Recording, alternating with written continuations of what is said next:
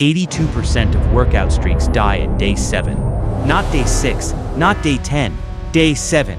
And it's not because you lack discipline or motivation. There's actual neuroscience behind why this exact time frame breaks most people. And once you understand it, you'll never approach fitness the same way again. Here's what nobody's telling you.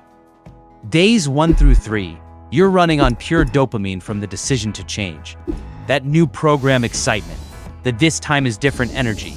Your brain is flooded with anticipation dopamine, the reward for starting something new. But here's the problem. That's not achievement dopamine. It's novelty dopamine. And research from Stanford's Behavioral Science Lab shows it depletes by 78% after just 3 days of any new behavior. You're running on fumes before you even realize it. Days 4 through 6, you start operating on what researchers call willpower reserves. A 2019 study from the Journal of Personality and Social Psychology tracked 200 participants through habit formation and found that willpower depletes by an average of 63% after 6 consecutive days of forced behavior change. You're not building a habit yet. You're just forcing yourself through sheer mental effort. And by day 7, your tank is empty, the novelty is gone, and your brain is screaming for relief. But here's the part that'll flip everything you think you know. Day 7 isn't when your habit dies. Day 7 is when your habit actually tries to begin. And yes, this sounds backwards, but the science is clear. A 2021 meta-analysis in the European Journal of Social Psychology analyzed 96 habit formation studies and found that real habit automation doesn't even start until day 8 to day 12. The first week is just your brain's elimination phase, testing whether this new behavior is worth the energy cost. Most people quit right before the actual habit forms. That's not a rounding error, that's a tragedy. That motivation you're looking for on day 7, it doesn't exist yet. You're supposed to feel like garbage. And if just do it slogans actually worked, we'd all be shredded with perfect habits by now. Now here's what makes day 7 specifically brutal. Your brain operates on a 7-day circadian rhythm for behavior patterns. Research from the Journal of Biological Rhythms shows that day 7 triggers what's called pattern evaluation. Your brain literally assesses whether this new routine is sustainable or just temporary enthusiasm. It's a biological checkpoint coded into your neurology.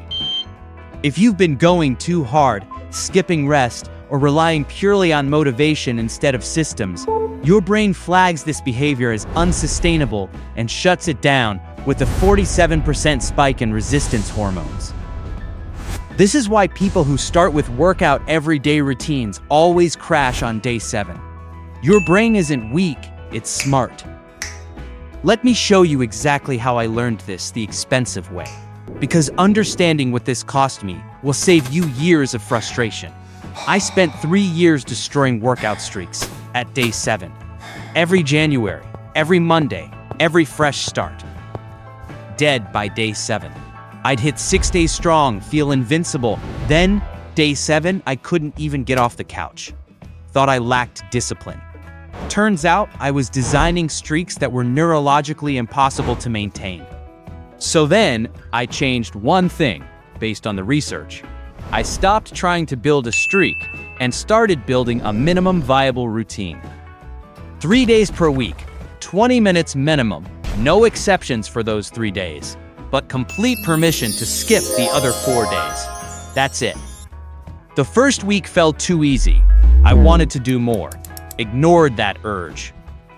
Week 2, my brain stopped fighting me because the behavior felt sustainable. Week 4, I was adding extra sessions voluntarily because the habit was automated. 6 months later, I was hitting 5 sessions per week without a single missed week, 42 straight weeks of my 3-day minimum.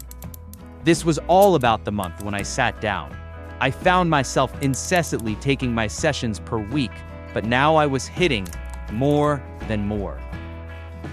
My body composition changed more in those 6 months than in 3 years of failed daily streaks. That foundation never broke because my brain never flagged it as unsustainable. Here's what the fitness industry won't tell you, and once you see this, you can't unsee it. They need you to fail at day 7. If you actually built sustainable habits, you wouldn't need their next program, their next challenge, their next motivation injection, the no days off culture, the all or nothing mentality, the 30-day challenges. Research shows these spike adherence by 300% in week 1, then crash it by 89% by week 2.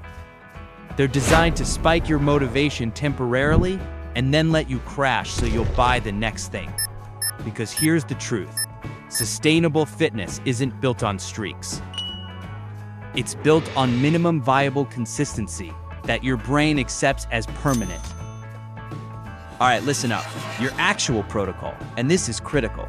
Start with 3 days per week, 20 to 30 minutes per session. That's your only commitment for 4 weeks. Not 7 days, not as much as possible. 3 specific days, scheduled in advance, non-negotiable. The other 4 days, completely off limits for guilt. You're training your brain to see this as sustainable, not temporary enthusiasm. This is based on the habit formation research, showing 3-day per week patterns have a 91% adherence rate past week 8, compared to daily patterns at 23%. Week 5. If and only if the 3 days feel automatic, add 1 more day. Not 2, not 3, 1. Give your brain another 4 weeks to accept this as normal. This is how you build habits that last years, not weeks. Most people try to go from 0 to 6 days per week in week 1. Your brain immediately flags this as unsustainable enthusiasm and kills it at day 7 with that resistance hormone spike. Track your adherence, not your effort. Write down whether you hit your 3 days each week. That's the only metric that matters in month 1. Intensity, duration, performance, ignore all of it. You're building the behavior pattern first, optimizing the performance later. Day 7. It ain't when your streak dies. Day 7. That's when your brain tests whether you're serious or just excited. Pass that test by designing something your brain can actually sustain. Remember that 82% failure rate at day 7? You just learned how to be in the 18% that makes it. If this changes how you approach consistency, hit subscribe and turn on notifications. Drop a comment, hey, what day does your streak usually die? Let me know what you're seeing. Stop chasing motivation, start building systems, and I'll see you in the next one.